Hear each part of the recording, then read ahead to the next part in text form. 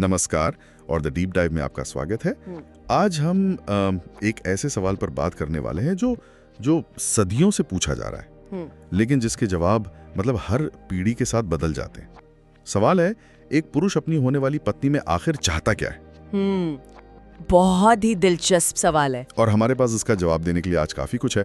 कुछ आर्टिकल्स हैं जो सामाजिक रिसर्च पर आधारित हैं, एक क्या कहते हैं अकादमिक पेपर है, भारतीय युवाओं पर एक स्टडी भी है और थोड़ी बहुत रिलेशनशिप सलाह भी। हाँ बिल्कुल। तो आज का मिशन है इन सभी को मिला के ये समझना कि पार्टनर चुनने के तौर तरीके मतलब पहले से अब तक कितने बदल गए। बिल्कुल, कहाँ से शुरू करें? चलिए शुरू करते हैं। एक सोर्स है, उसमें एक अच्छी खासी 12 गुणों की लिस्ट दी गई है। 12 गुण? हाँ 12। अरे बाप रे, ये तो बहुत लंबी लिस्ट हो गई। ऐसा इंसान मिलता कहाँ है? वही तो, लेकिन इसमें कुछ बातें तो मतलब ऐसी हैं जो हम सबको पता है, जैसे भावनात्मक समझ यानी एम्पैथी, वफादारी और भरोसा। ये तो किसी भी रिश्ते की नींव है। एग्जैक्टली। बिल्कुल, ये तो कह सकते हैं कि नॉन नेगोशिएबल है। लेकिन जो बात मुझे इस लिस्ट में और दूसरे स्रोतों में भी दिखी, जैसे अमर उजाला और हिंदुस्तान के लेखों में, वो ये है कि अब फोकस बाहरी सुंदरता से हटकर कहीं ज्यादा गहरा हो गया है। अच्छा। हाँ, एक आर्टिकल में बहुत अच्छी लाइन लिखी थी कि खूबसूरती तो समय के साथ ढल जाती है, लेकिन सम्मान, समझ और भरोसा रिश्ते को उम्र देते हैं। वाह, ये बात तो 100% सही है। तो उन अखबारों के लेखों में सबसे जरूरी क्या बताया गया है? क्या वो भी ऐसी ही लंबी लिस्ट देते हैं? नहीं, वो इसे 5 जरूरी बातों में समेट देती है। पहला, इमोशनल समझ, मतलब एक ऐसा साथी जो आपकी बात सुने, आपको जज ना करे। दूसरा, सम्मान, जो कि कंट्रोल करने की कोशिश से बहुत अलग है। सही बात है। तीसरा, भरोसा और मानसिक शांति, एक ऐसा रिश्ता जहां आप बिना किसी डर के मतलब अपनी सबसे कमजोर बातें भी कह सकें। बहुत जरूरी है ये। बिल्कुल। चौथा है मुश्किल वक्त में साथ खड़े रहना। और 5वां, खुलापन। खुलापन मतलब ऑनेस्ट कम्युनिकेशन। हाँ, ताकि कोई गलतफहमी ना हो। और दिलचस्प बात ये है कि ये 5 गुण लगभग हर सोर्स में किसी न किसी तरह से सामने आते हैं। अच्छा। हाँ, ये दिखाता है कि चाहे जमाना कोई भी हो, इंसान आखिर में एक गहरा, इमोशनल और सपोर्टिव कनेक्शन ही ढूंढता है। ये दिलचस्प है कि आज की ये मॉडर्न सोच कुछ मामलों में हजारों साल पुरानी सलाह से भी मेल खाती है। जैसे अगर हम पारंपरिक ग्रंथों की तरफ देखें तो चाणक्य नीति में भी कुछ ऐसा ही कहा गया है ना? हाँ बिल्कुल। चाणक्य ने पुरुषों के लिए कुछ गुण तय किए थे जो एक अच्छे पति और साथी के लिए जरूरी हैं। पहला था महिलाओं का सम्मान करना, और वो कहते थे कि इसकी शुरुआत घर से होती है। जो इंसान अपनी माँ बहन का सम्मान करता है वो अपनी पत्नी का भी करेगा। लॉजिकल है। दूसरा था वफादारी, जो आज भी उतना ही जरूरी है। और तीसरा गुण था अपने पार्टनर को सुरक्षा का एहसास दिलाना। यहाँ मुझे एक सवाल पूछना है। हाँ पूछे। जब चाणक्य सुरक्षा की बात करते हैं तो क्या उसका मतलब वही है जो हम आज समझते हैं? मतलब पहले सुरक्षा का मतलब शायद शारीरिक या आर्थिक सुरक्षा होता था। आज का इसका मतलब इमोशनल सेफ्टी ज्यादा नहीं हो गया है? बहुत अच्छा सवाल है। और यही वो जगह है जहां पारंपरिक विचार आधुनिक जरूरतों से मिलते हैं। अच्छा। चाणक्य का चौथा गुण था पत्नी को भौतिक और शारीरिक सुख से संतुष्ट रखना। उस जमाने के हिसाब से ये बातें बहुत आगे की थीं। हाँ ये तो है। लेकिन आपने बिल्कुल सही पकड़ा, आज सुरक्षा का मतलब सिर्फ एक छत या पैसा नहीं है। आज इसका मतलब है इमोशनल सिक्योरिटी। ये जानना कि आपका पार्टनर आपके साथ तब भी खड़ा रहेगा जब आप अपने सबसे बुरे दौर से गुजर रहे हो। सही है। ये भरोसा कि वो आपको नीचा नहीं दिखाएगा। तो हाँ, शब्द वही है सुरक्षा, लेकिन उसके मायने बहुत गहरे और वसी हो गए हैं। तो ये तो हो गई सामाजिक और पारंपरिक बातें। लेकिन क्या इसके पीछे कोई साइंस भी है? मतलब क्या हमारा दिमाग किसी खास तरीके से वायर्ड है पार्टनर चुनने के लिए? मुझे पता है एक विकासवादी मनोविज्ञान या एवोल्यूशनरी साइकोलॉजी नाम की भी थ्योरी है। हाँ है। ये सुनने में तो बड़ा भारी भरकम शब्द लगता है। आसान भाषा में इसका मतलब क्या हुआ? क्या हम आज भी अपने आदि मानव वाले दिमाग से ही पार्टनर चुन रहे हैं? हाँ, कुछ हद तक तो जरूर। ये शब्द भारी लगता है पर कॉन्सेप्ट बहुत सीधा है। ओके।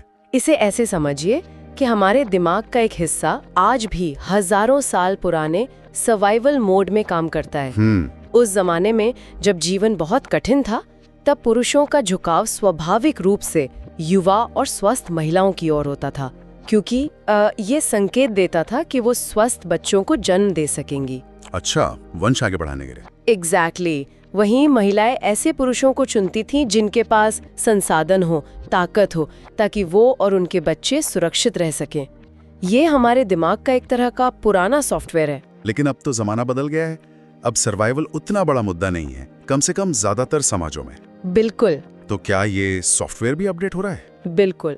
और यहीं पर सामाजिक और सांस्कृतिक कारक यानी कल्चर उस पुराने सॉफ्टवेयर पे एक नया ऑपरेटिंग सिस्टम डाल देता है। अच्छा। हमारे पास जो रिसर्च पेपर है वो यही बताता है, ये सिर्फ बायोलॉजी का खेल नहीं है। जैसे जैसे समाज बदला, हमारी प्राथमिकताएं भी बदल गईं। और ये बदलाव भारत के संदर्भ में तो बहुत साफ दिखाई देता होगा। हाँ बिल्कुल। हमारे पास Hindu marriage a changing concept among youth नाम की एक स्टडी है। वो क्या कहती है? वो स्टडी इस बदलाव को बहुत अच्छे से दिखाती है। पारंपरिक भारतीय समाज में शादी दो लोगों के बीच नहीं बल्कि दो परिवारों के बीच होती थी। ये तो सुना है। आधार क्या होता था? जाति, सामाजिक और आर्थिक हैसियत। ओके। पुरुषों से उम्मीद थी कि वो प्रोवाइडर बनेंगे यानी कमा कर लाएंगे, और महिलाओं से होम मेकर यानी घर संभालने की रूरी नहीं मानी जाती थी। हाँ, वो तो फिल्मों में भी देखते हैं। लेकिन आज तो सब कुछ बदल गया है। पूरी तरह से। शिक्षा, शहरीकरण और सबसे बड़ा गेम चेंजर महिलाओं की आर्थिक स्वतंत्रता। आज की पीढ़ी के लिए व्यक्तिगत पसंद, आपसी सहमति और सबसे जरूरी इमोशनल कनेक्शन सबसे ऊपर है। सही है। और ऑनलाइन डेटिंग प्लेटफॉर्म्स और सोशल मीडिया ने इस बदलाव को और भी तेज कर दिया है। मतलब अब दायरा बढ़ गया है। हाँ, अब आप सिर्फ अपने गांव या जाति तक सीमित नहीं है, आपका दायरा ग्लोबल हो गया है। और जो महिलाएं आर्थिक रूप से स्वतंत्र हो गईं, तो जाहिर है कि वो अब पार्टनर में सिर्फ प्रोवाइडर नहीं ढूंढ रही होंगी। एग्जैक्टली। और यहीं से लैंगिक भूमिकाएं यानी जेंडर रोल्स धुंधली होने लगती हैं। अब महिलाएं पार्टनर में भावनात्मक समर्थन, समान रुचियां और पर्सनल खुशी जैसी मनोवैज्ञानिक चीजों पर ज्यादा ध्यान दे रही हैं। और इसका सीधा असर पुरुषों की पसंद पर भी पड़ रहा होगा। बिल्कुल। अब वो पारंपरिक गुणी गृहिणी वाली छवि से आगे बढ़कर एक ऐसी महिला को ढूंढ रहे हैं जिसका अपना व्यक्तित्व हो, अपनी बुद्धि हो, अपनी एक अलग पहचान हो। अच्छा, तो यहाँ पर वो 12 गुणों वाली लिस्ट फिर से काम आती है? कैसे?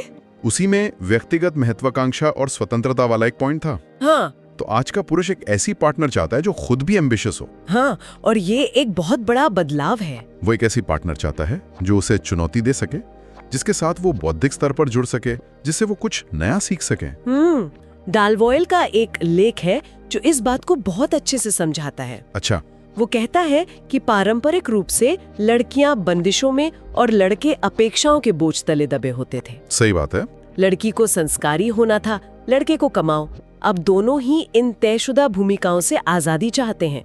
पुरुष भी अब उस मैचो प्रोवाइडर के प्रेशर से बाहर निकलना चाहता है। वो एक ऐसी साथी चाहता है जो जिम्मेदारियों में बराबर की हिस्सेदार हो। एग्जैक्टली। और यहीं पर उस लिस्ट का एक और गुण, आर्थिक समझदारी या फाइनेंशियल लिटरेसी, भी फिट बैठता है। पहले शायद ये पुरुषों के लिए जरूरी माना जाता था, पर अब ये दोनों के लिए जरूरी है ना? बिल्कुल। अब रिश्ता एक टीम की तरह है जहाँ दोनों खिलाड़ी बराबर हैं। पहले का फॉर्मूला सीधा था, तुम कमाओ मैं घर चलाऊंगी। हाँ। अब ये फॉर्मूला पूरी तरह बदल चुका है। अब ये हम दोनों मिलकर कमाएंगे और हम दोनों मिलकर घर चलाएंगे। ठीक है, तो हमने थियरी, परंपरा और साइंस सब पर बात कर ली, लेकिन असल जिंदगी में ये पार्टनरशिप दिखती कैसी है? मतलब डे टू डे लाइफ में इसका क्या मतलब है? हमारे पास ममताज वे नाम का एक यूट्यूब वीडियो भी था, उसमें कुछ प्रैक्टिकल बातें बताई गई हैं। हाँ, और वो वीडियो इस सारी थ्योरी को जमीन पर ले आता है। उसमें बहुत सीधी और सरल बातें हैं। पहली, परिवार के साथ मिलकर रहना और एक दूसरे का सहयोग करना। ओके। और इसका मतलब सिर्फ आर्थिक सहयोग नहीं, बल्कि घर के कामों में, बच्चों की परवरिश में, हर चीज में। दूसरी बात, आपसी सम्मान, खासकर एक दूसरे के फैसलों का। अगर आपकी पार्टनर अपने करियर में कोई फैसला ले रही है तो उसका सम्मान करना जरूरी है। तीसरी, घर के माहौल को खुशनुमा और शांतिपूर्ण बनाए रखना। और चौथी, जो सबसे जरूरी है, जिम्मेदारियों को साझा करना, मुश्किल समय में एक दूसरे का सहारा बनना। अगर हम ध्यान से देखें तो ये सारी बातें उसी टीम स्पिरिट और पार्टनरशिप की तरफ इशारा कर रही हैं जिसकी हम शुरू से बात कर रहे हैं। बिल्कुल। रिश्ता अब सिर्फ एक सामाजिक या धार्मिक कर्तव्य नहीं रहा, बल्कि एक सच्ची पार्टनरशिप बन गया है। हाँ, जहाँ दोनों मिलकर एक बेहतर जिंदगी बनाने की कोशिश करते हैं। सही। और यहीं आके हमारे सारे स्रोत एक साथ जुड़ जाते हैं, चाहे वो विकासवादी मनोविज्ञान हो जो हमें हमारी बुनियादी जरूरतों के बारे में बताता है, या चाणक्य जैसे पारंपरिक ग्रंथ जो सम्मान और सुरक्षा की बात करते हैं। सही है। या फिर आज के आधुनिक सर्वेक्षण जो इमोशनल कनेक्शन पर जोर देते हैं। एक पैटर्न साफ नजर आता है। और वो पैटर्न क्या है? पैटर्न ये है कि जैसे जैसे समाज की बुनियादी जरूरतें जैसे खाना, कपड़ा, मकान और आर्थिक सुरक्षा पूरी होती जा रही हैं, लोग अब मैस्लोज हायरार्की में ऊपर की तरफ बढ़ रहे हैं। अच्छा। अब लोग उच्च स्तरीय जरूरतों पर ध्यान दे रहे हैं, जैसे भावनात्मक जुड़ाव, बौद्धिक समानता और व्यक्तिगत विकास यानी पर्सनल ग्रोथ। अब सवाल सिर्फ भूमिका निभाने का नहीं है। आज का पुरुष एक ऐसी साथी की तलाश में है जो सिर्फ उसकी पत्नी ना हो, बल्कि एक दोस्त हो, एक सलाहकार हो, एक सहयोगी हो और एक प्रेरणा का स्रोत भी हो। मतलब एक सच्ची पार्टनर। संक्षेप में कहें तो हाँ, वो एक सच्ची पार्टनर चाहता है जो जीवन के हर उतार चढ़ाव में उसके साथ कंधे से कंधा मिलाकर चले। तो आज की इस चर्चा से ये तो साफ है कि जीवन साथी चुनने के पैमाने कितने जटिल और बदल चुके हैं। बिल्कुल। ये सिर्फ कुछ गुणों की एक चेकलिस्ट नहीं है, बल्कि ये हमारे व्यक्तिगत मूल्यों, सामाजिक बदलावों और यहाँ तक कि हमारे दिमाग की हजारों साल पुरानी वायरिंग का एक अनूठा मिश्रण है। बिल्कुल। और इसी सोच को आगे बढ़ाने के लिए मैं श्रोताओं के लिए एक सवाल छोड़ना चाहूंगी। जरूर। हमारे पास रेडफ गुरूज का एक सोर्स है जिसमें एक युवा इंजीनियरिंग छात्र अपने बचपन के क्रश के बारे में पूछता है। अच्छा। वो लड़की उसे सोशल मीडिया पर कहीं नहीं मिल रही और वो अपने परिवार को इस बारे में बताने से भी डरता है। ये तो बहुत ही दिलचस्प स्थिति है। हाँ, और ये हमें सोचने पर मजबूर करती है। देखिए, एक तरफ हम जीवन साथी चुनने के लिए इतने तार्किक पैमाने और फिल्टर बना रहे हैं, ऑनलाइन प्रोफाइल, कंपैटिबिलिटी स्कोर, 12 गुणों की लिस्ट, डेटा और लॉजिक का इस्तेमाल कर रहे हैं। बिल्कुल। वहीं दूसरी तरफ एक अनियोजित, पूरी तरह से भावनात्मक क्रश या पहली नजर का आकर्षण आज भी कितना शक्तिशाली है। सही बात है। तो सवाल ये है कि भविष्य में रिश्ते कैसे तय होंगे? क्या वो पूरी तरह से तर्क और डेटा से चलेंगे या फिर मानवीय भावनाओं का ये अप्रत्याशित और कभी-कभी अतार्किक पहलू हमेशा ही सबसे ऊपर रहेगा?